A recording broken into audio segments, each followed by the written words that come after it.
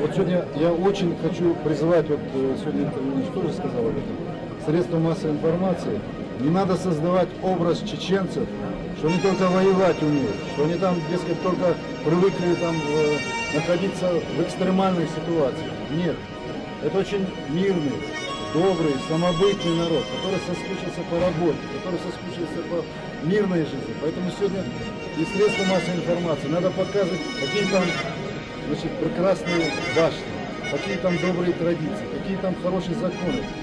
Есть же и, значит, это все. И вот только вместе сообща, и во многом пресса должна здесь вместе сегодня. Почему мы не показываем лучшее? Мы должны показывать лучшее.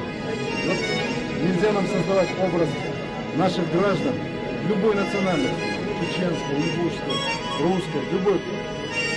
Надо создавать этот образ, что это наша единая Россия, что у нас единая Родина, и что мы патриоты этой Родины. Спасибо, уважаемые коллеги, пресс-конференция завершена.